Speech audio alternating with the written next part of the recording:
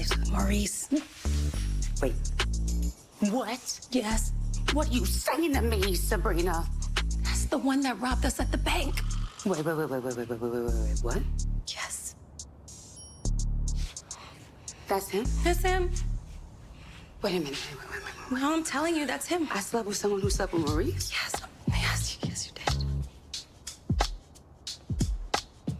Oh, no. Okay, I was reading the comment section on my episode review, and I didn't think of this. I mean, to be honest, I was just taken aback by how Tyler Perry had 10 minutes of the episode completely wasted on Danni and her quote-unquote reaction to Q being the same guy responsible for Maurice and Sabrina being locked up. But her biggest regret was seemingly due to sleeping with someone that also slept with Maurice, as opposed to, you know, this guy who put your friend behind bars.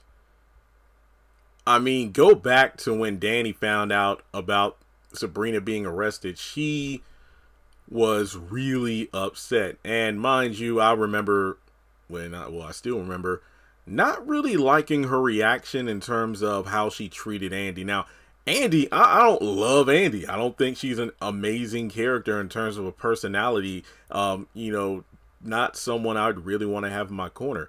As a lawyer, probably, because she's damn good at it. I mean, let me put it this way.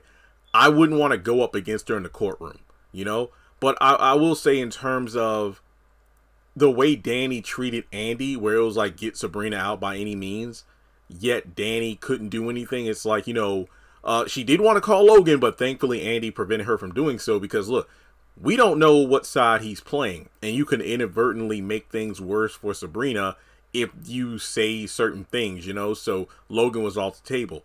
There was no way, you know, Danni could get the bail money and whatnot. And then that, you know, led to Andy asking Robin, who wasn't down to help her. And then Fatima got her cousin Madam to help. And that's going to put Andy in a bind in terms of when there's a need for legal assistance. She's, you know, got to link her up with certain people, criminal attorneys.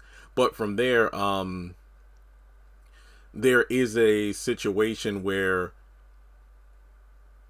$3 million was put up to get Sabrina out of jail. Keep in mind, Danni didn't have that kind of money.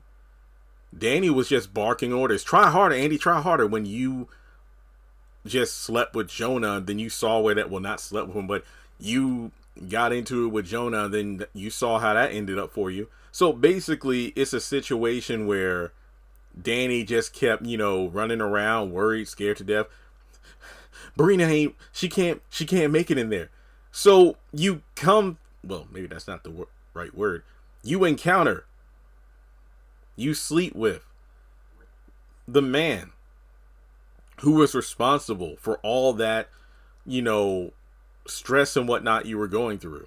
And all you can do is act surprised and crack jokes and talk to your thing between, you know,